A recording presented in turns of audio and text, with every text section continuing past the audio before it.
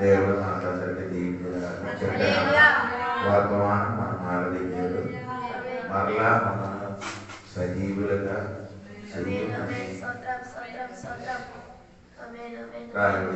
మనకు ఈ కొత్త సమస్యని వచ్చినప్పుడు నా కొత్త జీవం బలం భక్తి మనం ముందుకు కొనసాగించడానికి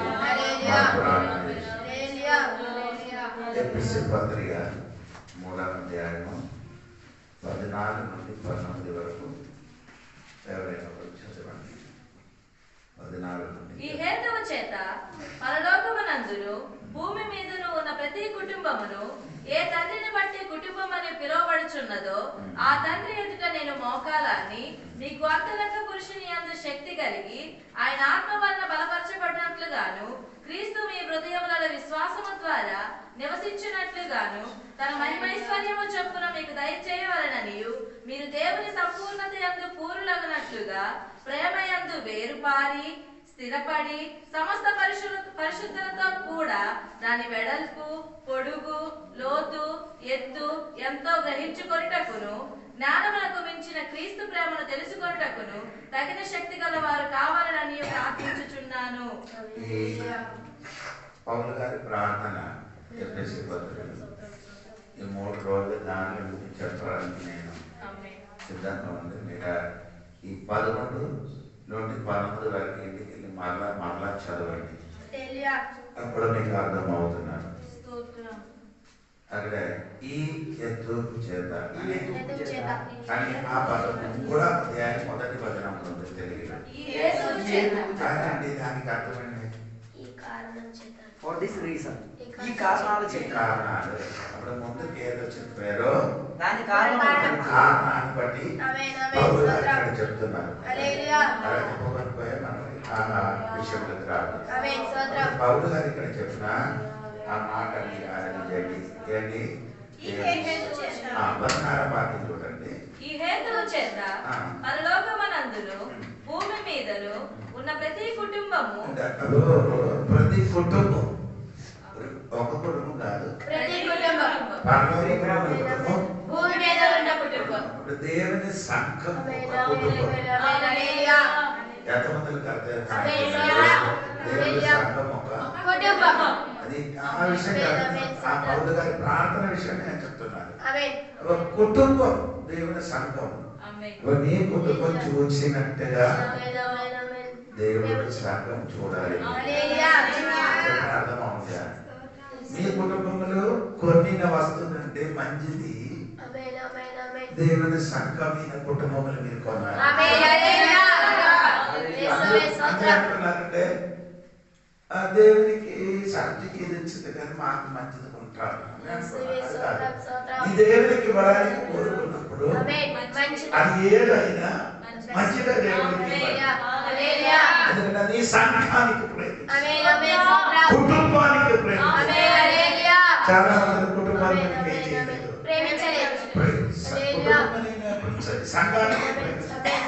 సంఘానికి ఒక పేరు కుటుంబం. ఆ కుటుంబం మనకి నేను ప్రేమించాను. అది చెప్తే పరలోకంలో ఉన్న కుటుంబం సగం మనిషిగా అక్కడే ఉంది. చాలా మంది పరిశుద్ధులు చనిపోయి పరలోకంలో ఉంది. ఇది 11 ఇక్కడే ఉంది. అంటే ఈ 2 ఇది మనసు చదవండి. ఈ హేతువు చేత పరలోకమునందును భూమి మీదను ఉన్న ప్రతి కుటుంబము ఏ తండ్రిని బట్టి కుటుంబం అని పిలువబడుచున్నదో ఆ తండ్రి ఎదుట నేను మోకాలని ప్రార్థన చేసినప్పుడు తండ్రి దగ్గర నేనేం చేసిన ఇప్పుడు కూడా కొందరికి ప్రార్థన తెలియదు. ఇప్పుడు కూడా అబ్రహాము దేవుడా, ఇస్సాకు దేవుడా, యాకోబు దేవుడా అలా అనుకొని ప్రార్థన చేస్తున్నారు. అది తప్పు. అది ఎవరు ప్రార్థన చేసినది? ఇశ్రాయేలు. అంటే ఇశ్రాయేలు ప్రార్థన చేసిన అబ్రహాము దేవుడా అని మనం అలాగే ప్రార్థన చేయడం అర్థం లేదు. మనకి దేవుడు ఇస్సాకు అబ్రహాము దేవుడు కదా తండ్రి. ఎవరికి పిలిచి ప్రార్థన చేయాలి? తండ్రి, పరలోకమైన నా తండ్రి అని వాడికి అర్థం పిలవడానికి అర్హత లేదు. మనకి అర్హత తెలియదు. ఆయన పిల్లలుగా ఉంటే కనుక మనం ప్రార్థన చేయాలి.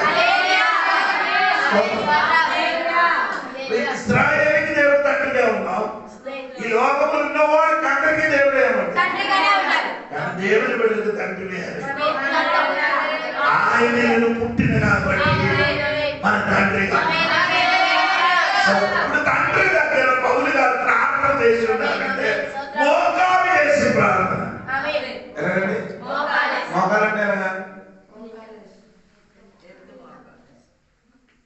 మోకాలు చేయడం ప్రార్థన రాదు.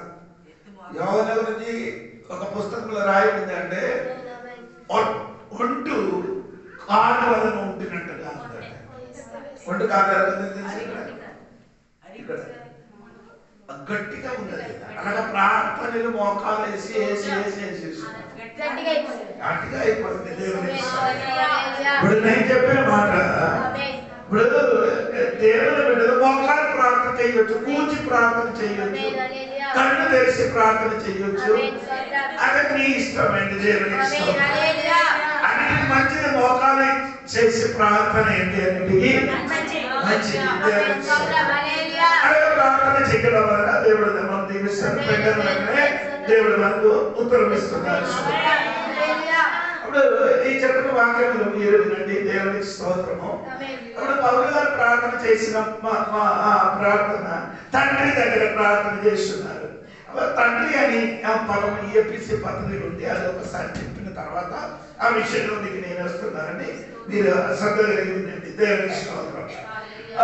ఏపీసీ పత్రిక 1:3 వాక్యం ఉంటుంది. మన ప్రభు అయిన యేసుక్రీస్తు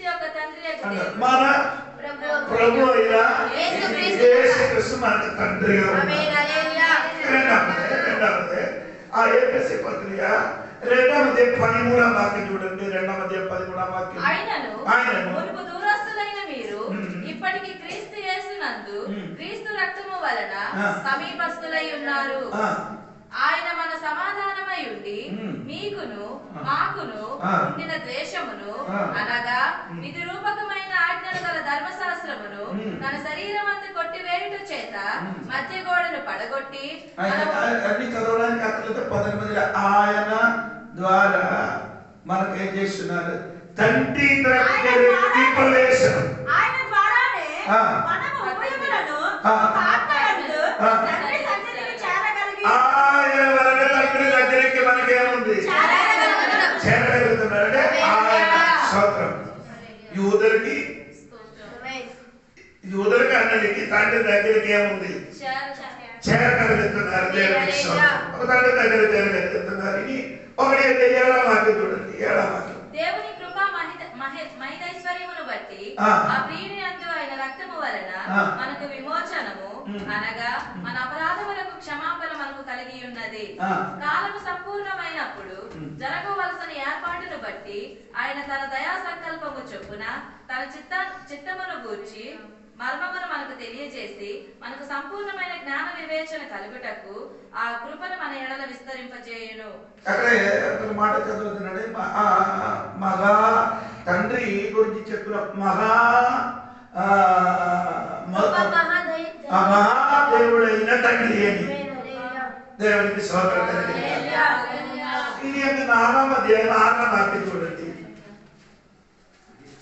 అందరికీ తండ్రి అయిన దేవుడు. ఇది 5వ వాక్యం చూడండి. మీరు పూర్వమందు చీకటి అయి ఉంటిరి. 5వ అధ్యాయం 20వ వాక్యం.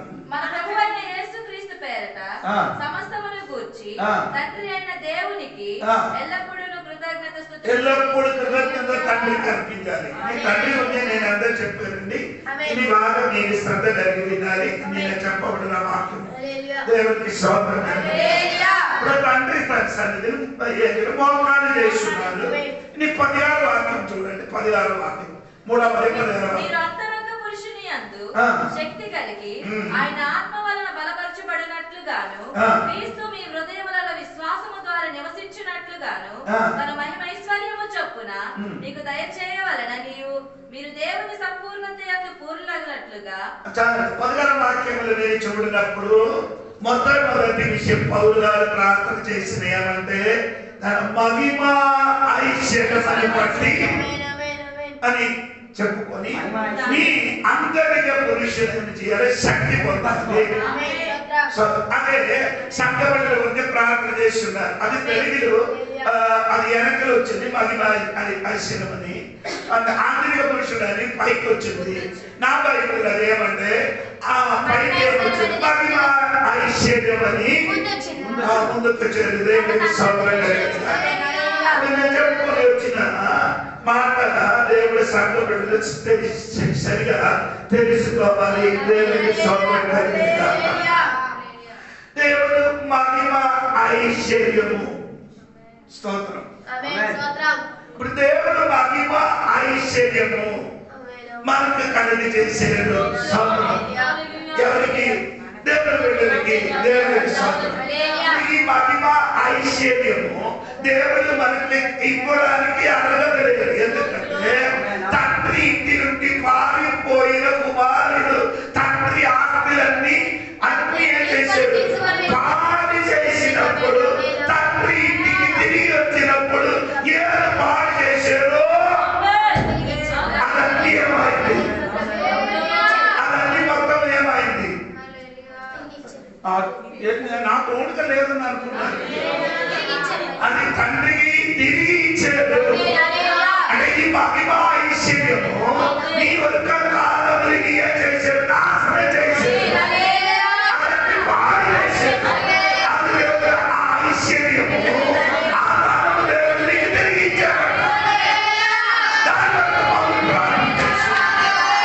ఆరాధన చేసిన ఆ మహిమ నీలో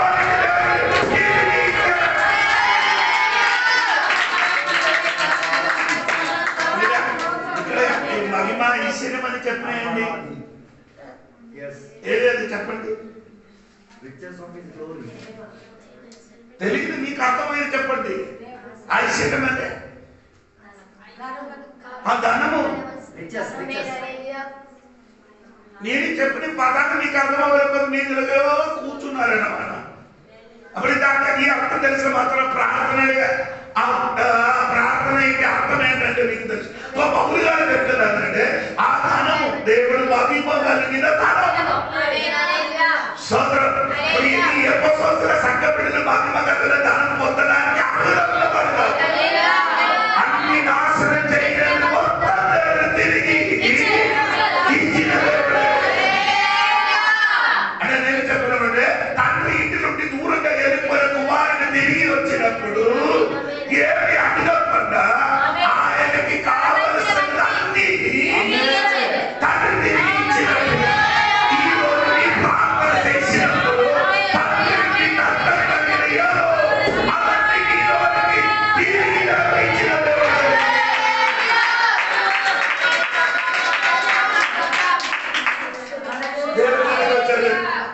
దేవుడు ఎందుకు వచ్చారు? దేవుడు వచ్చిన నువ్వు కొంచెం 15వ అధ్యాయంలో ఉంది, చదవద్దు. 15వ అధ్యాయంలో దేనికి వచ్చారు? తప్పిపోయిన వాటిని వెతికి తిరగటం.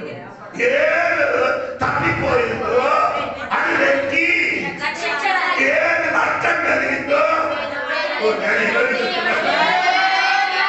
ఏది నష్టం కలిగిందో అది తిరిగి అందంగా చెప్పిన మాట. ఈ ధనం నీకు నష్టం కలిగింది తిరిగి ఇచ్చిన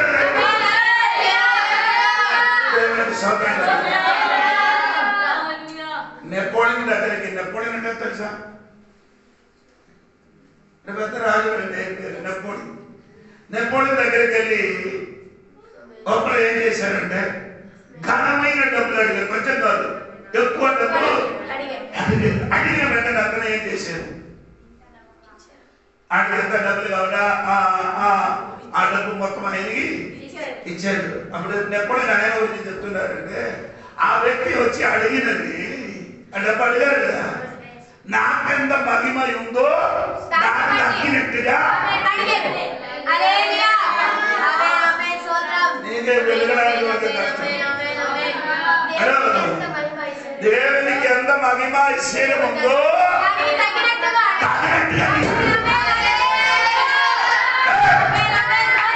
దేవునికి ఎంత మహిమ ఉందో నాకు తగ్గినట్టుగా నీ హృదయం అడగడానికి నీ హృదయం ఏమవుతుంది?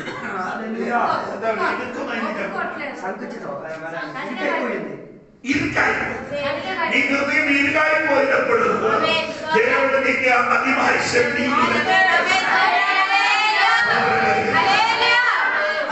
అందుకని దేవుడు సంఘములకి ఇప్పుడు కూడా అది తెలియదు. ఆ వాక్యం ఒకసారి కూడా చదవమ్మా, చదవమ్మా. మీరు అంతరంగ పురుషుని అంత శక్తి కలిగి ఆయన ఆత్మ వలన బలపరచునట్లుగాను క్రీస్తు మీ హృదయములలో విశ్వాసము ద్వారా నివసించునట్లుగాను తమ మహిమ ఐశ్వర్యము చొప్పున మీకు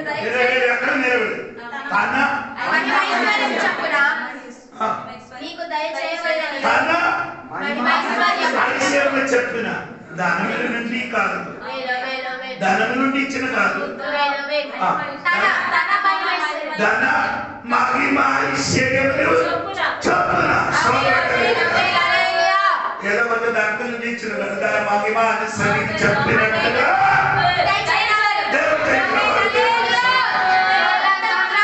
ఎంతమందికి అర్థమైంది? అర్థమవుతుంది. పిలిపియ గ్రంథం 4:19 వాక్యం చూడండి. పిలిపియ గ్రంథం 4:19 వాక్యం. కాగా దేవుడు తన ఐశ్వర్యము చొప్పున క్రీస్తు యేసునందు మహిమలో మీ ప్రతి అవసరము తీర్చును. ఎలాగా తన ఐశ్వర్యము చొప్పున దేవుడు తన ఐశ్వర్యం దేవుడు తన ఐశ్వర్యం చెప్పిన క్రీస్తు యేసునందు మహిమలో క్రీస్తు యేసున మహిమను మీ ప్రతి అవసరము నీ ప్రతి అవసరములు దేవుడు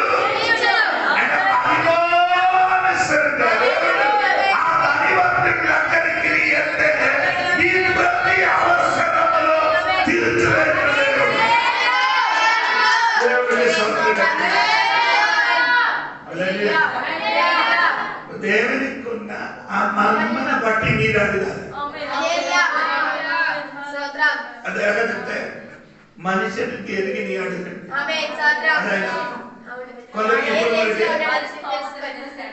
కొందరు ఇప్పుడు వరకు దేవుని గురించి సరిగా ఎరగలే, తెలియదు. అందుకని అడిగినది చిన్న చిన్న విషయం. సరిగ్గా నీ దేవుని సరిగా అడిగింది తెలిస్తే ఆయన మహిమను బట్టి నేను చేస్తుంది. అలెగ్జాండర్ దగ్గరికి ఒక వృద్ధావస్థలో ఉన్న ఒక మనిషి వెళ్ళి చెప్పండి, నా కూతురికి మ్యారేజ్ చేయడానికి నాకు ఒక పిడికిలు ఏమంటే బంగారం కావాలని చెప్పారు. ఆయన వెంటనే చెప్పారు, నీ చేతులున్న ఆ బట్టలు విప్పమని చెప్పారు. బట్టలు విప్పి ఆయన ఒక్కసారి వేసాడు వెండి నాణ్యం. అప్పుడు రెండోసారి అప్పుడు ఆయన చెప్పారు ఇక్కడ చాలు, మూడోసారి ఆయన చెప్పారు చాలు. ఇప్పుడు అలెగ్జాండర్ చెప్పారు, అలెగ్జాండర్ అయినది నేను నా మహిమను బట్టి నీకు ఇప్పుడు నీ మహిమను బట్టి నీ లేకపోతే నీ బయటికి వెళ్ళి ఎవరిచ్చారని అడిగినప్పుడు నీ ఏం చెప్తారు? ఒక్క వెండి నాణ్యం ఇచ్చారని చెప్తే వాళ్ళని చెప్పండి అపమానం కాదండి. ఆమె ఏం చెప్తారు? ఇంత డబ్బు వచ్చినా ఎంత ఇచ్చారు? మీకు అర్థమవునట్లే దేవుడు ధన్యవంతుడిగా ఉన్నాడు.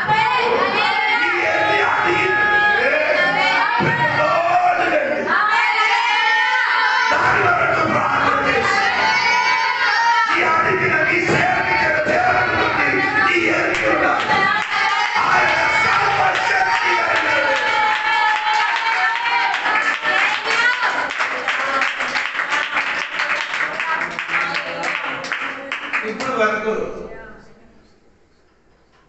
మనం అడుగుతున్న ఏంటంటే తెలుసా, చిన్న చిన్న కానీ అది కూడా ఇస్తాను. కానీ ఈ అడిగిన వ్యక్తికి నీ తెలియదు. నీ అడిగినప్పుడు నీకు ఇది పెద్దగా కనిపించింది, దేవుడికి అది పెద్దగా దేవుడికి అలాగే దేవుడి సంఘటనలో సరిగా అర్థం తెలుసుకోవాలి. దేవుడికి సోదరం ఎంతో మహిమ ధనం ఉన్నవాడు దగ్గరికి నీ వెళ్ళి చిన్న విషయం అడుగుతున్నా. అడిగిన వాడు కొంచెం గట్టిగా పెద్దది అడిగి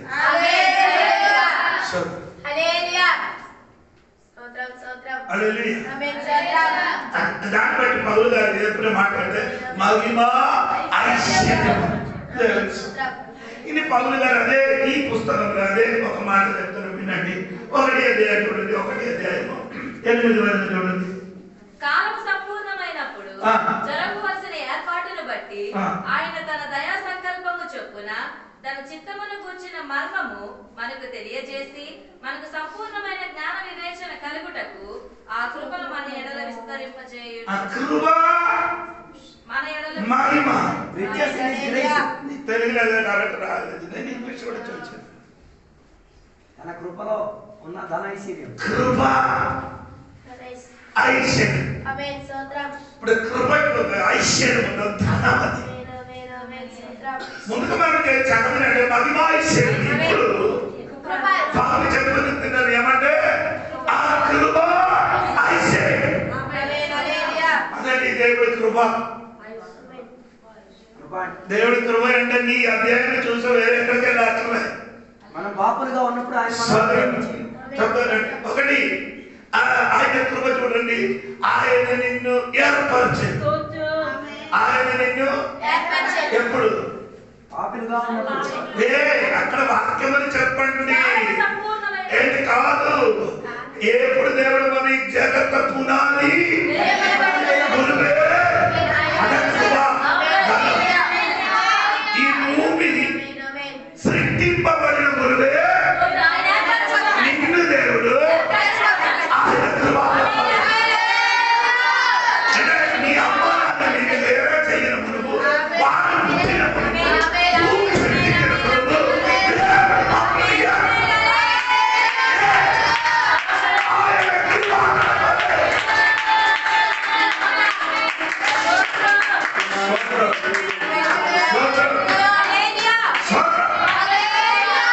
అంటే దేవుడి కృప ఏంటి?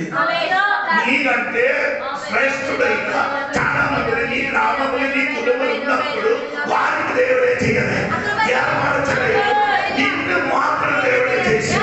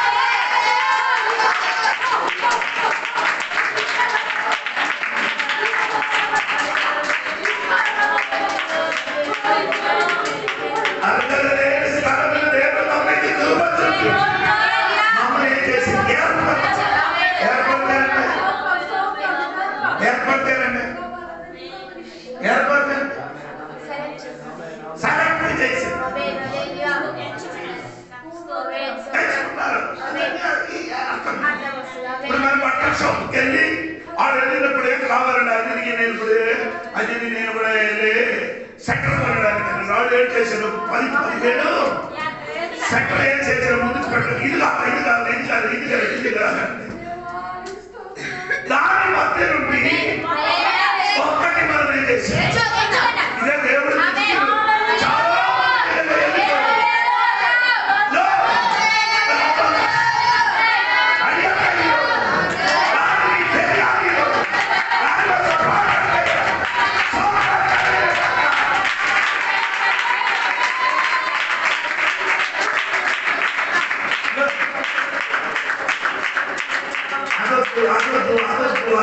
నీదే కావాలి. సాధారణ వ్యక్తి కాదు,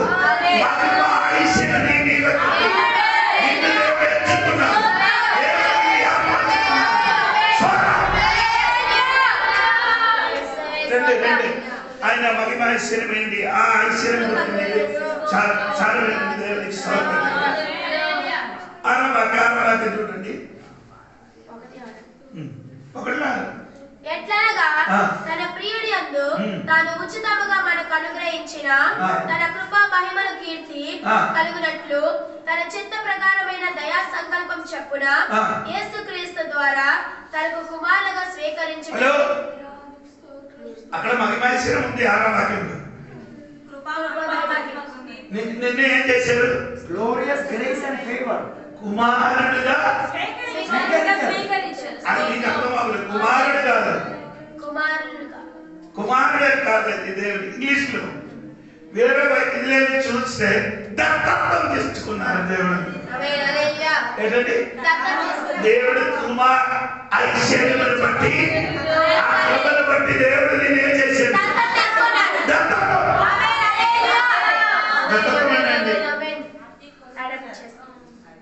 అదే నాకు సొంత కొడుకు కాదు, వేరే వాడు కొడుకు తెచ్చుకొని పెంచుకోవడం. వేరే అమ్మా నాన్నలు వేరే రక్తములు పుట్టిన వేరే కులములు పుట్టిన నిన్ను దత్తకి తీసుకున్నారు. ఇదే నీ మౌనంగా తెలుసు. అది నీకైనా అర్థం తెలియలేదు కాబట్టి ఆ కృప మహిమను బట్టి నిన్ను దేవుడి దత్తత్వం తీసుకున్నాడు. నీ జీవితం నీ కుటుంబము నీ చరిత్ర చూసుకుంటే నిన్ను దత్తత్వం తీసుకోవడానికి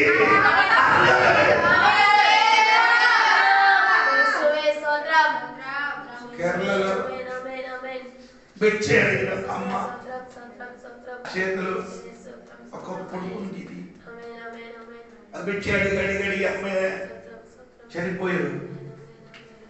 చనిపోయిన ఆ బిడ్డకి వేరొక వ్యక్తి ఏం చేశారు, పెట్టుకున్నారు. దత్తతను తీసుకొని కేరళ నుండి ఆయన అమెరికాకి తీసుకొని అమెరికాకి వెళ్ళి ఆయన ఆస్తి మొత్తం స్తోత్రం ఎక్కడి నుండి అడిగిన పిచ్చే అడిగిన చోట నుండి దత్తతను తీసినప్పుడు ఎక్కడ తెచ్చాడు అమెరికాలో పెద్ద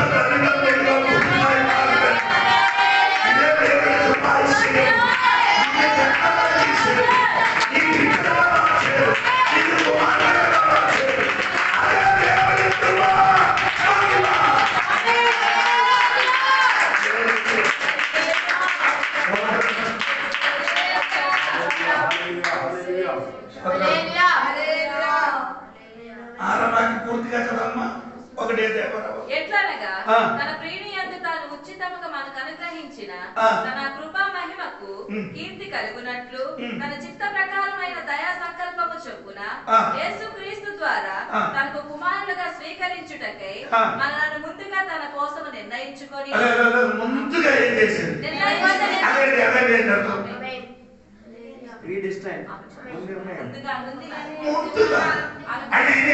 అన్ని అర్థం ఏమన్నా తెలుసా?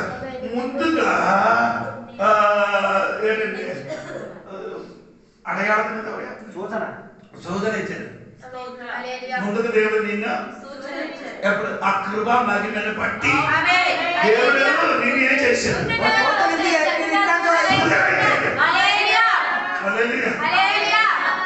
పదం అంటే నేను రాత్రి చదివినప్పుడు నాకు సంతోషం కలిగింది, స్తోత్రం కలిగింది. నా మీదకి దేవుడు ఏం చేశాడు? ఏం చేశాడు? స్తోత్రం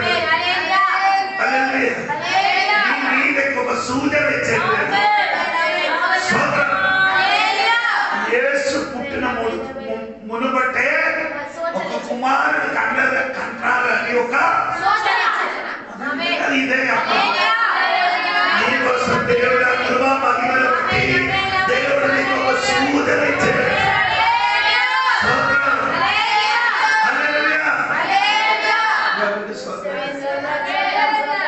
ఇంకా కాదు దేవుడికి స్తోత్రం. ఏడవ వాక్యంలో చదివినప్పుడు అక్కడ ఏమంటే తెలుసా? దేవుని కృపా మహిమైశ్వర్యమును బట్టి ఆ ప్రియుని యందు ఆయన రక్తము వలన మనకు విమోచనము అనగా మన అపరాధములకు క్షమాపణ ఆ కృపను బట్టి మనకు ఏమండి విమోచన రెండు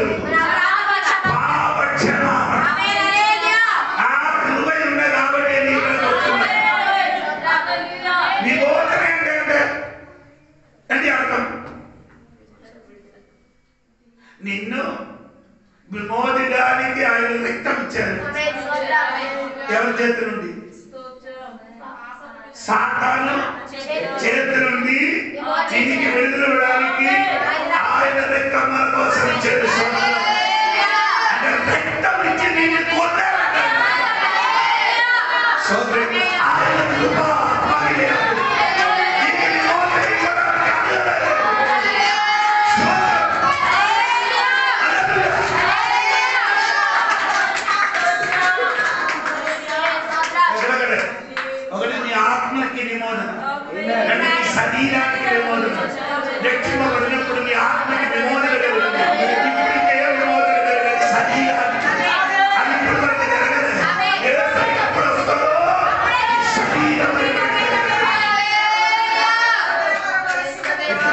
భయపడ అక్కర్లేదు, ఎవరికి భయపడ అక్కర్లేదు. నీ చచ్చిన కూడా నీకు భయం లేదు.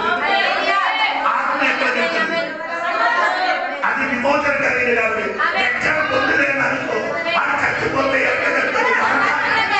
నీకు ఆత్మకి విమోచన కలిగింది.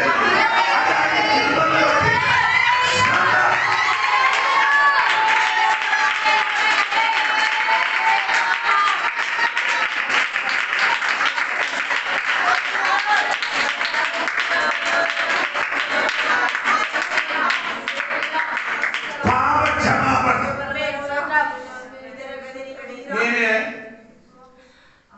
23వ వయసులో మార్పించుకోలేదు. అర్థమైందా? 23వ వయసు. అది ముందు ఎనకన్నా సంఘ సభ్యులు ఎప్పుడు 23 వయసు కాదు. అప్పుడు ఒక తెలుగు వచ్చినది, అసలు మంచి తెలుగు వచ్చింది ఎప్పుడు 7-8 వయసు వచ్చినప్పుడు. అవును కదా?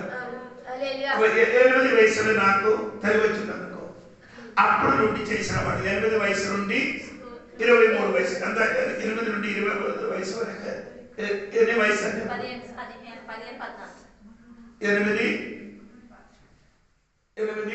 15 వయసు వరకు ఉన్న పాపలు ఎంత చెప్పండి?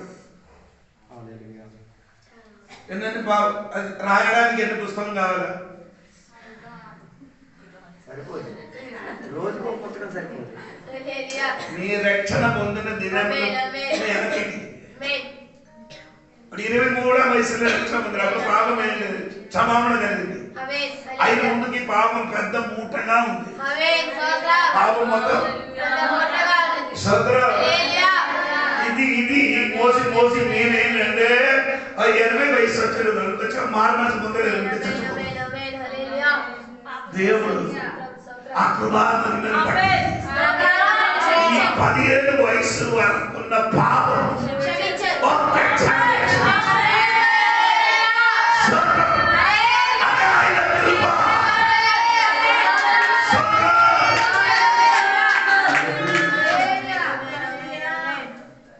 మనం చేసిన పాపం క్షమించడానికి దేవుడు ఒక్క క్షణమే తీసుకున్నారు.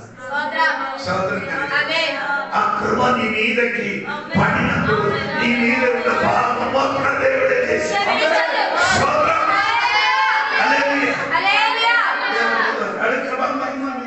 అర్థం తెలుసుకోవాల్సి. దానివల్ల మనకి ఏం కలిగింది? 7 విమోచన కలిగింది. 8 వాక్యంలో కాలము సంపూర్ణమైనప్పుడు జరగవలసిన ఏర్పాటును బట్టి ఆయన తన దయా సంకల్పము చొప్పున తన చిత్తమును కూర్చిన మర్మమును మనకు తెలియజేసి మనకు సంపూర్ణమైన జ్ఞాన వివేచన కలుగుటకు సంపూర్ణమైన జ్ఞాన వివేచన ఇదంటే ఎప్పుడు ఆ కృపను బట్టి దొరికింది. వివేచన ఎక్కడ దొరుకుతుంది? వివేచన ఎక్కడ నుండి దొరుకుతుంది? చదువు ద్వారా అమ్మ నాన్న వలన లోకం నుండి దొరికింది జ్ఞానం. నీకు ఇది దొరికింది, ఏమి వివేచన దొరికింది. అది తండ్రి ఈ లోకం నుండి దొరుకుతుంది. కానీ జ్ఞానం కావాల పై నుండి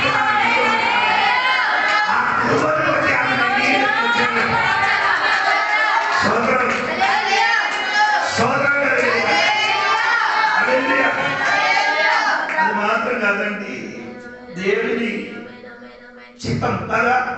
8 వాక్యం ఒకసారి చదవమ్మా. కాలము సంపూర్ణమైనప్పుడు జరగవలసిన ఏర్పాటును బట్టి ఆయన తన దయా సంకల్పము చొప్పున తన చిత్తమును కూర్చిన మర్మమును చిత్తమని గురించిన మర్మ అంటే రహస్యం.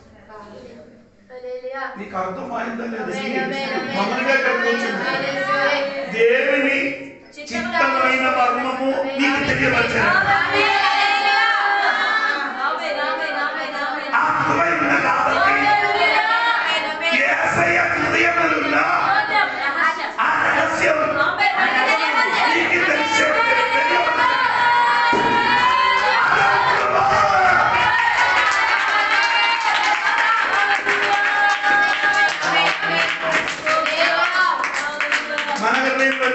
ఎవరికైనా చెప్తావా?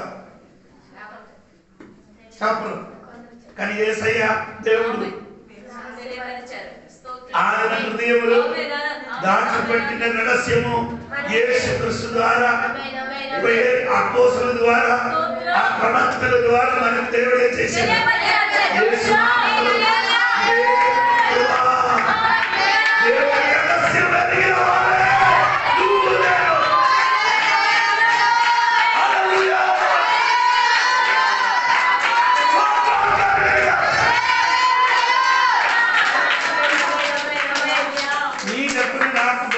జ్ఞానం లేదని నేను చెప్తున్నాను కానీ దేవుడి రహస్యం తెలియని వాడు అవునా? అబ్రహాముని దేవుడి కానీ అబ్రహాముని చెప్పకుండా నేను ఏ పని అంటే అబ్రహాము అంటే సోదొమ గొమొర్రా నశించడానికి వచ్చిన రహస్యం ఎవరికి తెలియపరచకుండా తన బిడ్డకి తెలియపరచకుండా ఈ రోజు ఆయన సంఘానికి తెలుసు.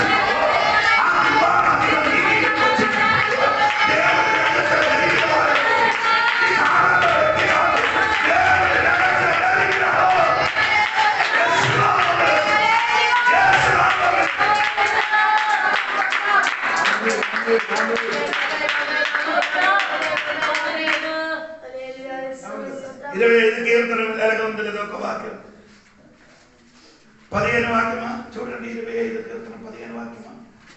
నా కనుదృష్టి ఎల్లప్పుడూ యెహోవా వైపుకే తిరిగి ఉన్నది. ఆయన నా పాదములను వలలో నుండి విడిపించును. 14 యెహోవా మర్మము ఆయన యందు భయభక్తులు గల వారికి తెలిసి ఉన్నది. ఆమేన్. ఏంటండి? యెహోవా మర్మము ఆయన యందు యెహోవా భక్తులు ఆమేన్ ఆయన యందు భయభక్తులు గల వారికి తెలిసి ఉన్నది. అది ఆమేన్. అంటే భయభక్తులకి ఆ ఇంగ్లీష్ లో రహస్యం అని రాయాలి. ఇప్పుడు దేవుడు భయభక్తి కలిగిన దేవుడు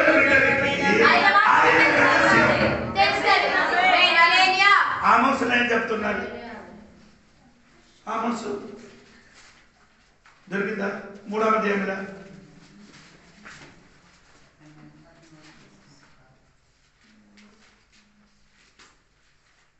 7వ వాక్యం చూడండి. ఇదిగో మీరు చేసిన దానిని మీ నెత్తి మీదకి రాజేయుదును. ఆమోస్ గ్రంథం 3వ అధ్యాయం 7వ వాక్యం. తన సేవకులైన ప్రవక్తలకు తాను సంకల్పించిన దానిని బయలుపరచకుండా ప్రభువైన యేసు ఏమీయూ చేయడు. ఏది నీకు అర్థమైంది? Without revealing his secret plan, God does not do anything. బయలుపరచకుండా ప్రభు ఏది చేయడు. హల్లెలూయా. నీకు అర్థమవుతుందంటే నీ దేవునికి స్తోత్రం. హల్లెలూయా. ఆ కృపా మహిమ ఆమేన్. ఆమేన్. దాని నీ మీదకి ఉన్న కాబట్టి దేవుడి రహస్యం అన్ని నీకు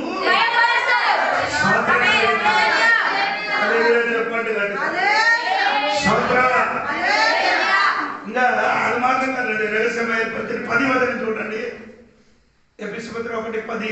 ఈ సంకల్పమును బట్టి ఆయన పరలోకంలో ఉన్నవే గాని భూమి మీద ఉన్నవే గాని సమస్తమును క్రీస్తునందు ఏకముగా సమకూర్చవలెనని.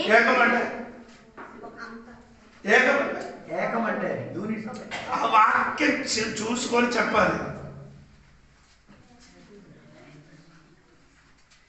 చదవండి ఒకసారి.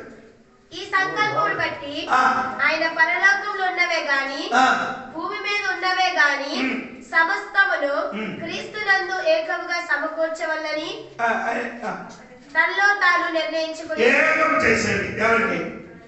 పరలోకములను భూమిలను. ఇది విడిపోయేది. ఆమేన్. విడిపోయేది ఏం చేసేది? ఏకం చేసేది. అదే దేవుడి కృప. ఆమేన్. హల్లెలూయా. స్తోత్రం కలిగిన విడిపోయిన వారికి ఏకం చేసేది.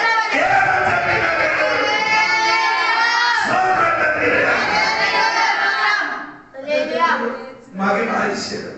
ఆమేన్. స్తోత్రం. 11వ వాక్యం.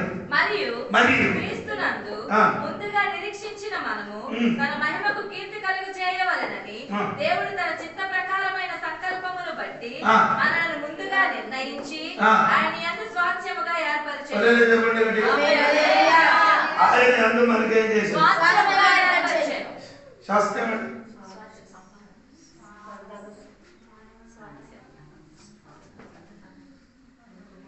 అదే తెలియదు. వాక్యం అని చెప్పినప్పుడు మీరు కొందరు ఏదో కూర్చున్నారు ఈ వాక్యములు అర్థం కావట్లేదు. అర్థం కావట్లే.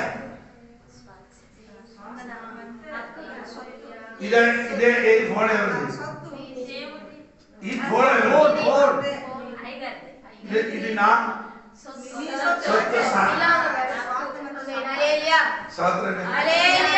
ఆ వాక్యాన్ని అర్థమైందా? ఆయనే మనకే చేశాడు.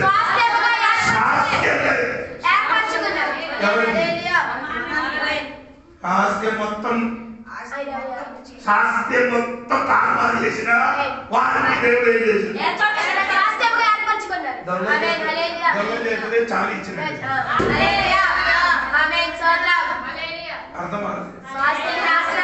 నీ దొంగ నిన్ను నమ్మి ఏం చేశాడు? ఇంటిలో అదే దేవుడు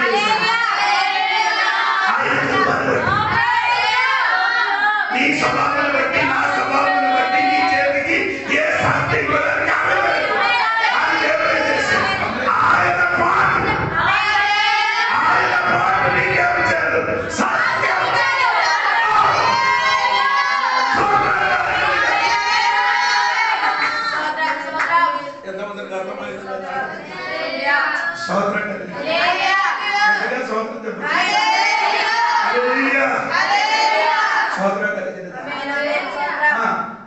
అది మాత్రం కాదు శాస్త్రము చేసి చిత్తానుసారముగా చేసే నిర్ణయము చొప్పున సమస్త కార్యములను జరిగించుచున్నాడు.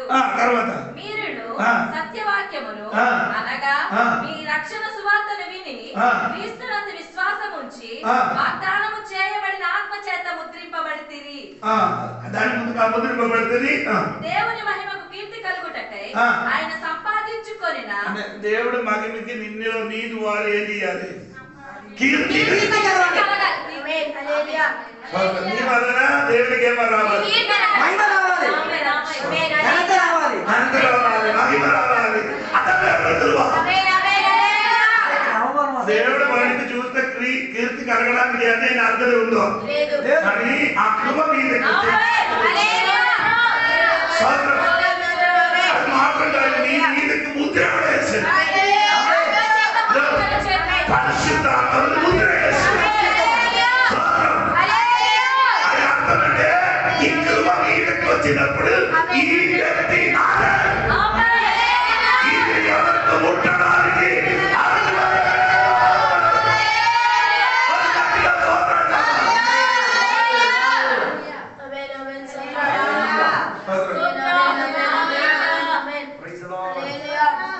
మొదటి మనం నేర్చుకున్నది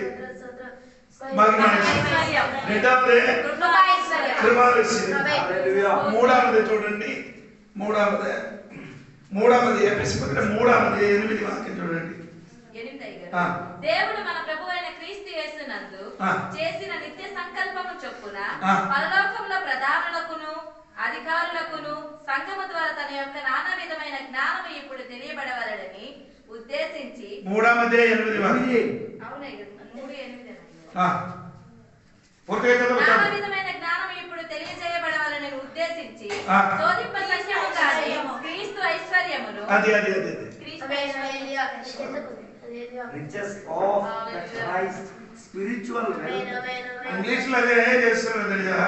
దేవుడి చూడాలి అప్పుడు అర్థమవుతుంది. క్రీస్తు యేసులో unsearchable riches of Christ. ఏంటండి? అంటే కనుగోలేని వెతికి కనుగోలేని ధనైశ్వర్యము. క్రీస్తు ఏంటండి? వెతికి కనుగోని తెలుసుకోలేని అంత ధనైశ్వర్యము. అంటే ఇంగ్లీష్ లో ఏం చెప్తున్నారు? Unsearchable riches. వెతకలేని అంత ధనం క్రీస్తులో ఉన్నది.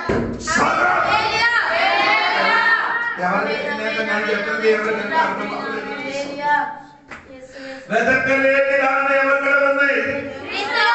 క్రీస్తులో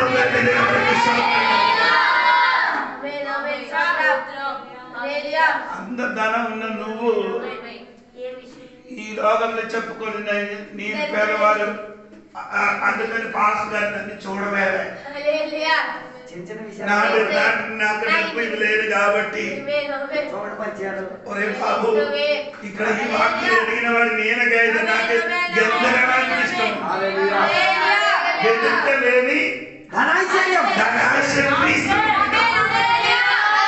ఆ క్రీస్తుని నీ పొందుకున్నా ఆ ధన నీలో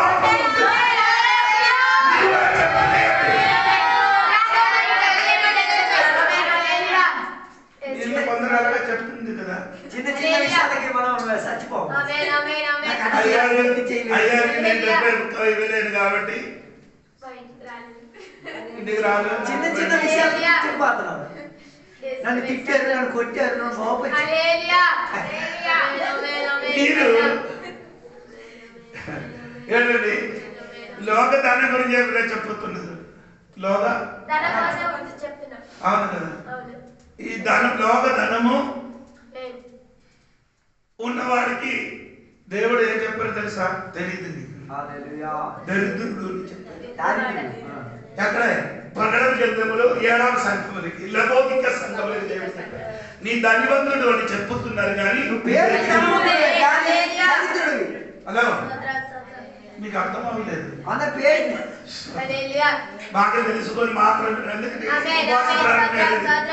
మనము యేసయ్యలో ఉన్నప్పుడు వెతుకలేని క్రీస్తు ఉంది. అదే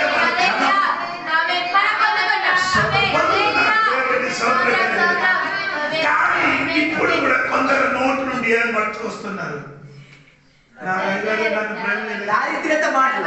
అయ్యారు నన్ను ప్రేమ చేయలేదు, నాకు డబ్బు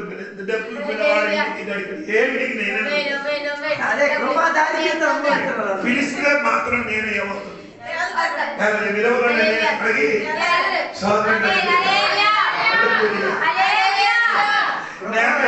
నాకు తెలుసండి మహా ధనివంతుడు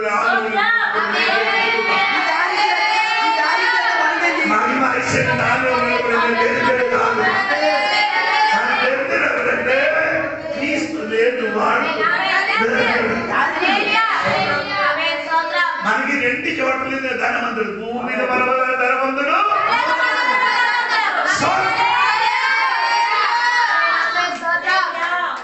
మీ నోరు తెలిసి అది మాట్లాడుకో.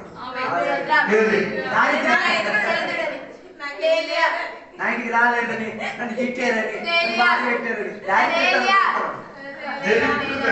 దేవుల్లో ఉండి దారిద్ర్యత అదొక పేదరికం. యేసు మనలోని వస్తే పేదరికం లేదు. అప్పుడు మీరు అనుకున్నాడు ఏంటి మాస్టర్ గారు యేసు ప్రభు ఈ లోకంలో జీవించినప్పుడు పంది కట్టడానికి ఆయన చేతులు ఏం లేదు. అలాగే మనం కూడా ఉండొచ్చు కానీ యేసు ధన్యవంతుడు. యేసు ధన్యవంతుడు అయితే మాది కూడా ఇది ఎదగడానికి పౌరులు ప్రార్థన చేశారు. ఆ ధనం ఎదిగితే ఈ లోకంలో నీ దాని కోసం ఆశపడ్డాడు.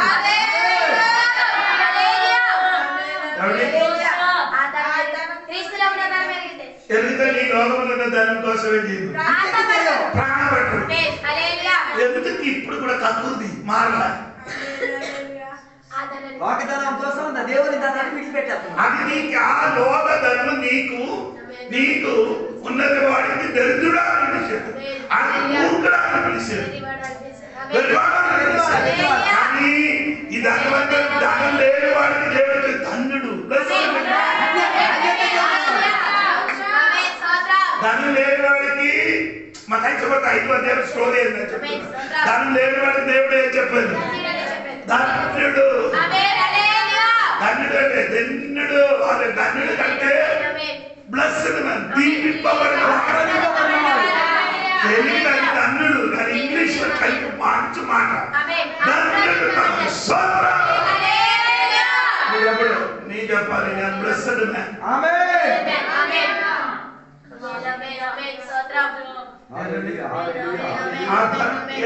ఇప్పుడు చదువుతుంది క్రీస్తు యేసునున్న అదేంటి అది కొన్ని చూసిన తర్వాత ఇప్పుడు సమయం కొన్ని చెప్పిన మనం చూస్తున్నారు. కొలొస్సీ పత్రిక 2వ అధ్యాయం 3వ వాక్యం చూడండి. కొలొస్సీ పత్రిక బుద్ధి జ్ఞానముల సర్వ సంపదలు బుద్ధి జ్ఞానములు సర్వ సంపదలు సంపత్తు ఆయన యందే ధనము బుద్ధి జ్ఞానము సర్వ సంపదలు ఎక్కడ క్రీస్తులు ఉంటారు. స్తోత్రం చెప్పండి కదా. స్తోత్రం మీ కూడా వాక్యం ఏంటండి?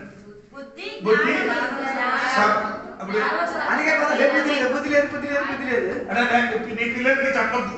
చెప్పి పాదం పెట్టుకుని పిల్లలకి చెప్పకూడదు. క్రీస్తులు నీకేముంది?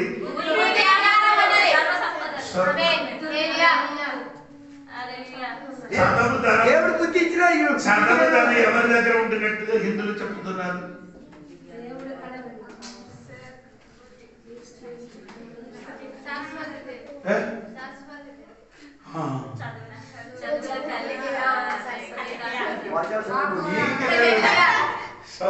ఎవరి చేత ఉంది? బాబు అక్కడ కన్నా క్రీస్తు ఏముంది? నీ చదువుగా సంపత్తి ఎక్కడుంది?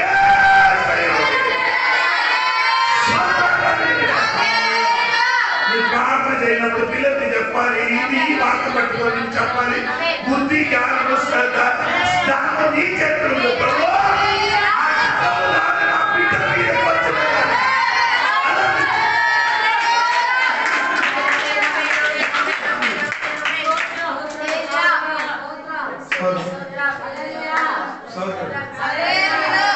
చెప్పినప్పుడు జోని పాటకి చాలా సంతోషం. తెలుసా అందరూ బైబిల్ కాలేజ్ ఏంటంటే డాక్టరేట్ తీసుకున్నవాడు, ఎంటీహెచ్, బీఈడి ఇవన్నీ నేర్చుకున్నాం. బైబిల్ కాలేజ్ వెళ్ళి డాక్టరేట్, బైబిల్ విషయంలో డాక్టరేట్ రెండు. అదే పుస్తకంలో బీఈడి తీసుకున్నారు. అది ఇదే ఈ బైబిల్ కొద్ది ఆడేది ఎంటీహెచ్ తీసుకున్నారు. జోని భాష మాత్రం అంటే బీటీహెచ్ మాత్రం.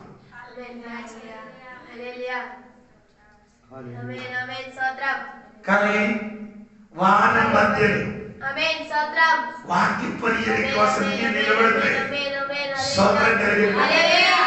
ఆ జ్ఞానం దేవుడికి ఇచ్చిన బైబిల్ సంబంధమైన జ్ఞానం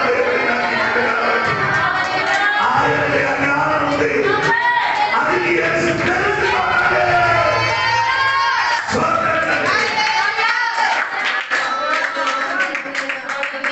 ఒక వాక్యం చదివి ఇది ముగించి లేదా సాయంత్రం కానీ చెప్తాను. దేవునికి సాధన కలిగింది. 2 పీతరు చూడండి. 2 పీతరు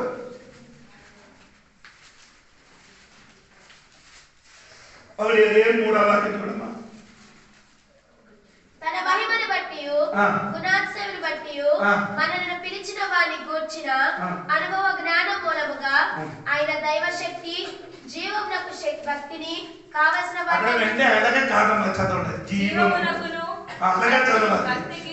కలిపి కొట్టకూడదు. All things that pertain into life and godliness. ఏంటంటే మీకు అర్థమైందే కదా. జీవానికి భక్తికి కావలసిన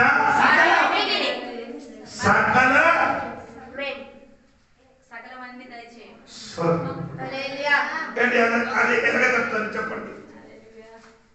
జీవానికి భక్తికి ఎలాగ చెప్తాను చెప్పండి. Everything we need to live and to serve God.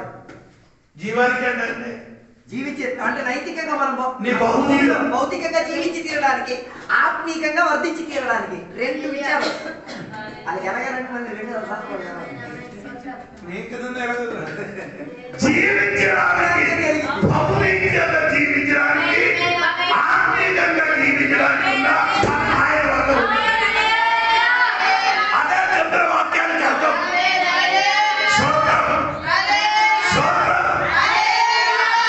ఈశ్వరుడు దానం ఏమంటే తెలుసా?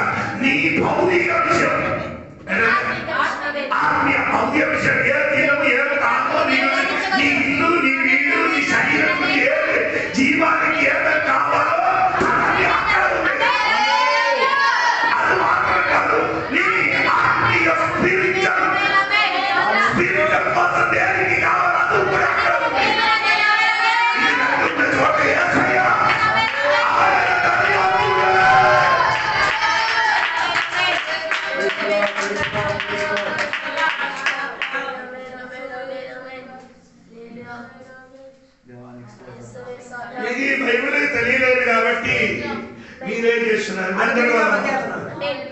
వచ్చున్నారు కింద కాలకి వస్తుంది దేవునికి స్తోత్రం. క్రీస్తులు నీ వచ్చినప్పుడు నీ జీవము అదే యేసు చెప్పారు కదా, ఏమి తినము ఏమి ధరించుకున్నారో అని ఏం నిందించకూడదట. స్తోత్రం. ఎక్కడ తర్వాత ఆకాశం పక్షిని చూడండి, సూర్యుడిని చూడండి, భూములను చూడండి. దేవుడిని స్తోత్రం. ఇవన్నీ దేవుడే చేస్తున్నారు. చూడమని చెప్పారు. ఈ పువ్వులు ఏమి అడగగా నీళ్ళు కావాలని, వినండి, అన్నం కావాలని పువ్వులు అడగకుండా దేవుడే చేశారు. ఆ మంచి రూపము మంచి సౌందర్యం అందం ఇచ్చాడు. అలాగే అయితే నీ కూడా నీ బయట అన్నం ఏంటంటే జీవానికి కావలసిన అన్ని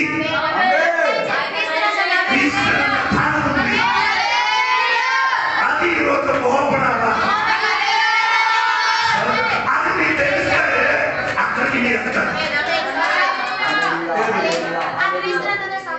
ఆ క్రీస్తుని అందరూ సంపాదన తెలిసి అక్కడికి వెళ్తే, లేకపోతే ఊరు వాళ్ళ దగ్గరికి వెళ్తారు.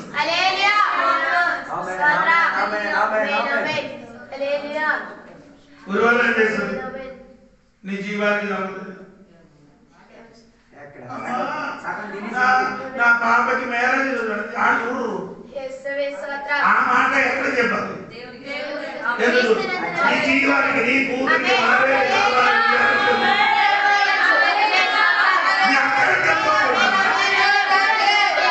ఊరు వాళ్ళ దగ్గర మాట్లాడితే ఏంటి ప్రయోజనం లేదు. ఆడ సొమ్ము తీసుకున్నారు తప్ప ఏం చెయ్యదు. ఈ వాక్యం బట్టి నీ చెప్పు, జీవానికి కావలసిన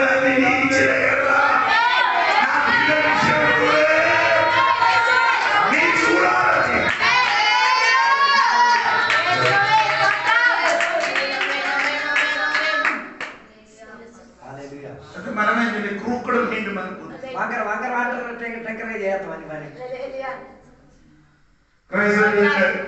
క్రూకుడు మైండ్లో ఏ పడితే దేవుడి గారు జరగలేదంటే అక్కడ ఉంది. అర్థమైందా? స్తోత్రం. అబ్రహాము కొడుకుకి మేర కావాలని ఎరిగినప్పుడు దేవుడు ఎవరికి పంపించారు? ఎలియాజరుని పంపించారు. ఎలియాజరు ఎక్కడికి వెళ్ళారు? పద్నారామానికి వెళ్ళారు. పద్నారామాకి వెళ్ళినప్పుడు అక్కడ లాభాలు వీడికి దేవుడు అక్కడికి పంపించారు. హలో, ఆడపిల్లలు వెతికి వెళ్ళక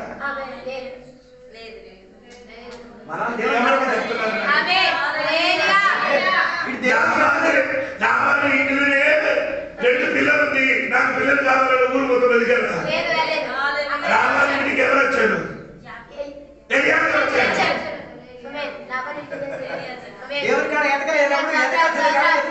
దేవుడు నీకోసం ఎత్తుకున్నప్పుడు నీ దేవుడికి ఎత్తుకు.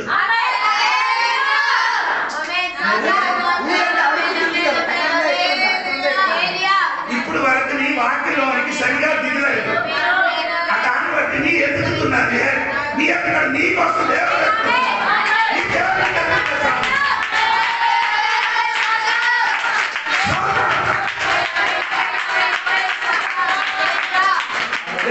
మొదటి నా రాజ్యము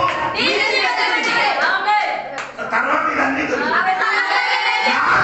ఎదుగుతా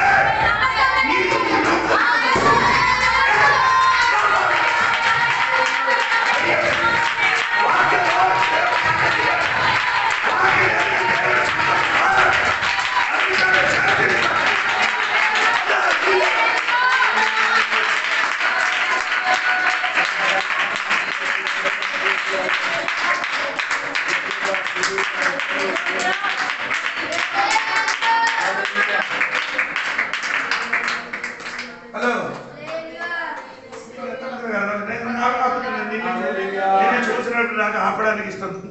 అంటే ఆ సిద్ధాంతానికి విపరీతమైన వాక్యం చెప్తారు ఎక్కడ. నీకు ఇప్పుడు 12కి ఇంటికి వెళ్ళిపోవాలని ఆశ. నేను కూడా వాసన ఉంది, షుగర్ ఉంది, నేను టాబ్లెట్ స్తోత్రం కలిగింది ప్రతిదిన క్రీస్తు జాతులకి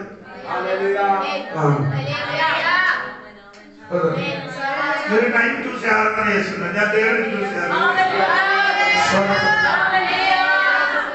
అలాగే ఎప్పుడన్నా అనగ కూర్చున్నప్పుడు వాక్యం తగలే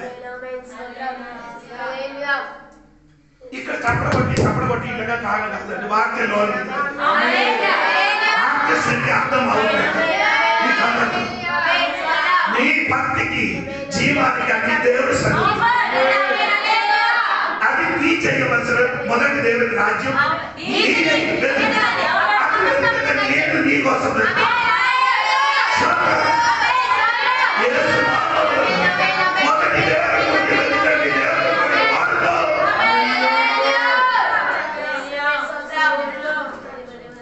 దేవుడు నీ ఎలాగ బతుకుతున్నదో దేవుడి వరకు ఎంత ఇంపార్టెంట్ ఇస్తుందో దాని ప్రకారంగా దేవుడు నీ విషయం ఇంపార్టెంట్ దేవుడి విషయంలో ఎంత వినిపిస్తున్నారో దేవుడు అదే విషయంలో నీకు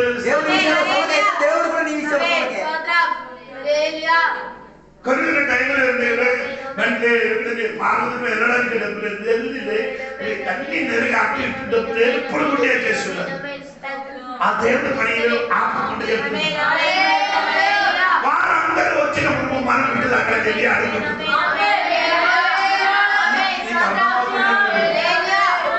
ఇంత దూరం నుండి 50 కిలోమీటర్ల దూరం దేవుని బిడ్డలు ఇక్కడ రాయగడకి వెళ్ళి గంటలు 2 గంటలు అక్కడ కూర్చి సువార్త ప్రకటించిన బైబిల్ క్లాస్ కోసము కష్టపడి ఊరికి వెళ్ళి చర్చికి వెళ్ళి మనం వచ్చినప్పుడు కూడా వారు ఎవరు కూడా అప్పుడు మనం తిరగట్లేదు ఇది దేవుడు ఎదుగలేదా ఇది దేవుడు చూడలేదా ఇది ఈ పిల్లలు నా మొదటిగా వెతికి వచ్చిన నా పిల్లలకు నేనే చేస్తాను వారు సంఘటనలు ఎవరు రాకపోతే ఇంత దూరం వచ్చి నా పిల్లలు కూర్చి ఆరాధన చేస్తున్నారు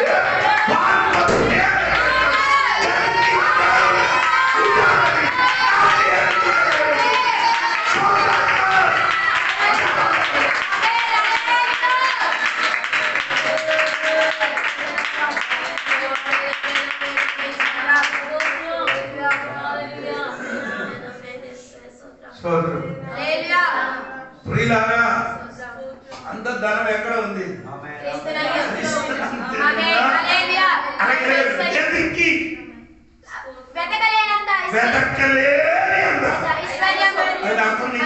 వెతకలేని అంటే ఈ రాయగడ మొత్తం బంగారం రాయగడ మొత్తం బంగారం అని అనుకుని ఎక్కడ వెతుకుతుంది ఇక్కడికి వెళ్ళినప్పుడు అది ఇక్కడికి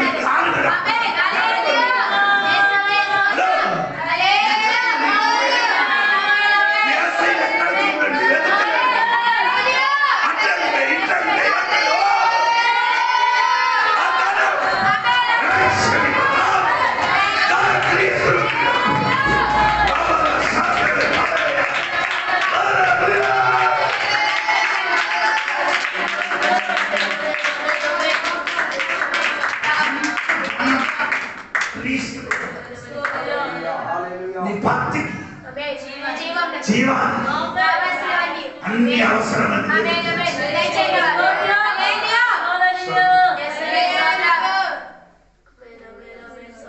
నీ మాట మార్చడానికి రెడీ ఉంటారు ఆడు చేస్తే నేను వరగా చేస్తుంది ఆడు 2 మాటలు చెప్తే నేను వరగా అవుతుంది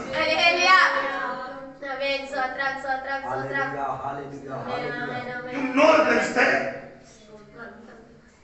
అపశక్తిన మాటలు అపనమ్మకం చెందే మాటలు అక్కడ చెప్పొద్దండి దీవెన వచ్చిన ఆశీర్వాదం వచ్చిన మాటలు ఈ మనస్సు ఇప్పుడు వరకు హృదయం ఉన్నది హృదయం లోపల నిండిపోలేదు నోరు ప్రస్తావించదు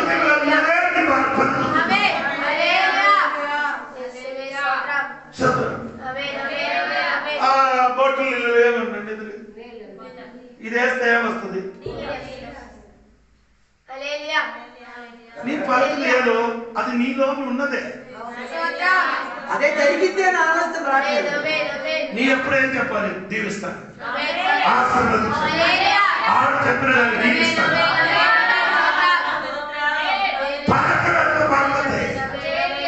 మనం చిక్కి పడిపోతుంది ఆ మాట అందుకని పడకూడదు. ఎప్పుడు ధన్యవంతుడుగా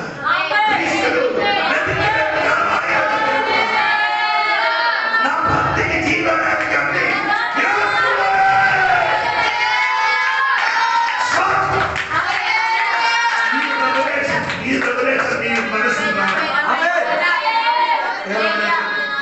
ఈ ప్రకాశం నీ లోపల రావాలి. ఈ దేవా హల్లెలూయా దైవాశక్తి జీవానికి దైవాశక్తికి అది మనసులో వచ్చిన అనుకో పిల్లి నీ కొనదు.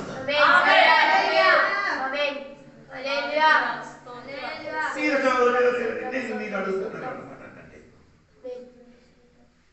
92లో దేవుడు ఈ దేశానికి కేవలం విడిచిపెట్టి నీ సేవకు రమ్మని చెప్పాడు. ఎవరు ఏమి ఇస్తామని నాకు తెలియదండి. ఎవరు 2 పిల్లలు భార్య భర్తలు ఎలాగ బ్రతుకుతారని నాకు తెలియదు. 92లో నాకు దొరికిన 500 పిల్లలకి ఇద్దరికి ఫీజు 200 100 300తో ఎలాగ బతుకుతారు?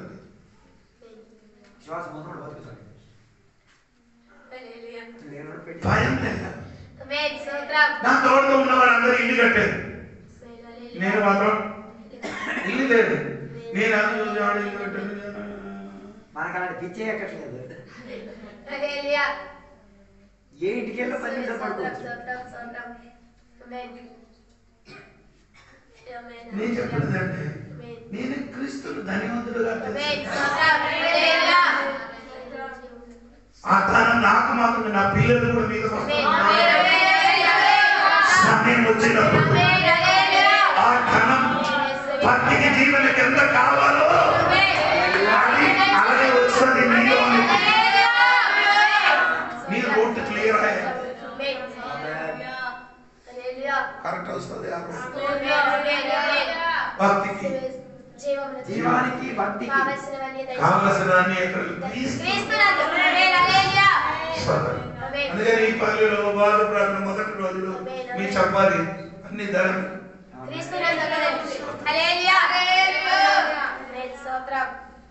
నీ ముందుకు చెప్పినట్టు ఇప్పుడు చెప్తున్నారు. ఏది దేవునికి స్తోత్రం. ఎవరి దగ్గరికి వెళ్ళి డబ్బు అడగదు, నప్పటి దగ్గరికి వెళ్ళి అప్పటికి కొంచెం కాదు. ఆయనకి పెద్ద ఒకటి చాలా మంది డబ్బులు కావాలి. ఆ డబ్బు దొరకలేదు అంత అడిగితే వేరే ఎవరికైనా, కానీ ఆయన అడిగినప్పుడు ఆయన మెంటర్ ఇచ్చారు. ఇచ్చారంటే ఈయన పెద్ద ధనివంతుడు, దాన్ని బట్టి ఆయన ఏం చేశాడు?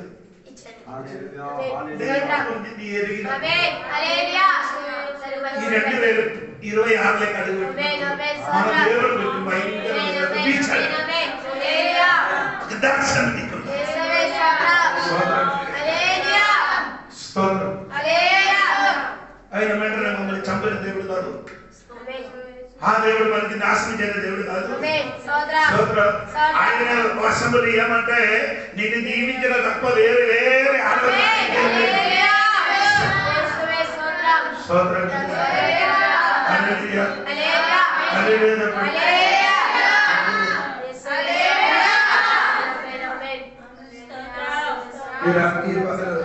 అలాంటి ఒక దర్శనం. నేను చెప్పుకొని వచ్చిన వాక్యం మళ్ళా చదువుతున్నా.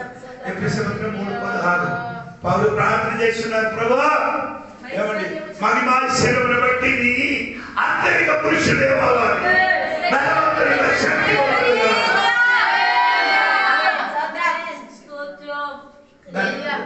మహిమా శరీరం. అది కొంచెం మాత్రం ఇప్పుడు బాకీ చెప్తాను, రేపు సాయంత్రం రేపు కానీ చెప్తాను. ప్రార్థన లైఫ్ మార్చండి. ప్రార్థన లైఫ్ ఏది మీరు పౌలు అపొస్తలుల సంఘ బిడ్డల కోసం ప్రార్థన చేస్తున్నారు. దేవా ఈ పిల్లలకి ఏముండాలి మహిమ అవసరం మాత్రమే కాదు, అది అందరి దృష్టిలో కావాలి. శక్తి అందరి దృష్టిలో లోపల శక్తి ఇది ఎగితే లోపల ఉన్న మనిషి శక్తి. ఈ మహిమ ఐశ్వర్యం ఎవరని ఎరిగితే నీ లోపల మనిషి ఎందుకు నీ బలం ఆత్మీయ బలం రాలేదు. నీ డబ్బు లేదు నా డబ్బు గురించి లేదంతో నీ లోపల మనిషిని ఏమవుతుంది అది వదలండి. లోపల ఉన్నవాడు ఏమవ్వాలి?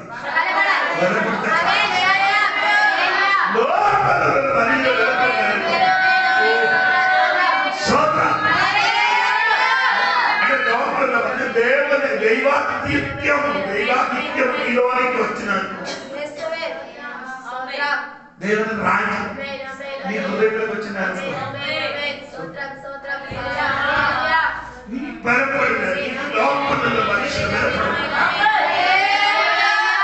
ఈ 3 రోజులు ఉపవాస ప్రార్థన జరిగిన ఈ ప్రార్థన లేని విషయం 16, 17, 18, 19 రేపు వచ్చినప్పుడు 7 విషయం మీరు నాకు చెప్పాలి. నేను చెప్పలేదు, ఒకటే చెప్పారు. బాగా ఇంకా 6 విషయం నాకు నేను అడుగుతున్నాను. బైబిల్ చదవడానికి తెలిసిన వాళ్ళందరూ ఒక్కొక్క విషయం చెప్పాలి. అది మీరు చదువు రావాలి. అది చదివినప్పుడు నీకేదేదే కలుగుతుంది చెప్పండి. తప్పో 5 పర్వాలేదు, ఎక్కువ వాక్యం 16, 17, 18, 19 4 వాక్యం. 4 వాక్యములు 6 విషయం రాయబడింది. రేపు వచ్చినప్పుడు చెప్పాలి. దేవుడి వాక్యం ద్వారా మమ్మల్ని అందరూ దీవించాలి. కృపాక్షేమము నీ శాశ్వత జీవము నా జీవిత కాలమంతయు నీవు దయచేయువాడవు. కృపాక్షేమము నా శాశ్వత జీవము నా జీవిత కాలమంతయు నీవు దయచేయువాడవు. మహోన్నతమైనది ఉపకారములను తలంచుచు అనుక్షణము పరవశించగా నీ కృపలోనే పరవశించగా నీ కృపలోనే పరవశించగా కృపాక్షేమము నీ శాశ్వత జీవము నా జీవిత కాలమంతయు నీవు దయచేయువాడవు. మహోన్నతమైనది ఉపకారములను తలంచుచు అనుక్షణము పరవశించగా నీ కృపలోనే పరవశించగా. ప్రార్థన చేత మీరు దేవుని సన్నిధిలో ఉపవాస ప్రార్థన కోరిక మొదటి సెక్షన్లో దేవుడు మనల్ని దీవించినందుకు దేవుని యొక్క కృపా ధనైశ్వర్యముతో మన జీవిత ఉదయానికి ఆత్మీయతకు కావాల్సిన సౌకర్యాలన్నీ దయచేసిన దేవుని యొక్క సన్నిధిలో మనం సమర్పించుకున్న ప్రార్థన తీసుకుందాం. పరిశుద్ధ మహోన్నతుల దేవా నీకు స్తోత్రం. మా పరలోకమందున్న తండ్రి దేవా నీకు వందనాలు తెలియజేస్తున్నాం. ఈ ఉపవాస ప్రార్థనలో ఈ మొదటి దినమున నీ సన్నిధిలో మేము మనసి పెట్టినట్టుకు నీ వాక్యములో నిచ్చున్న ఆత్మిక మన్నాలను భుజించి తీరుటకు సహాయం చేయండి.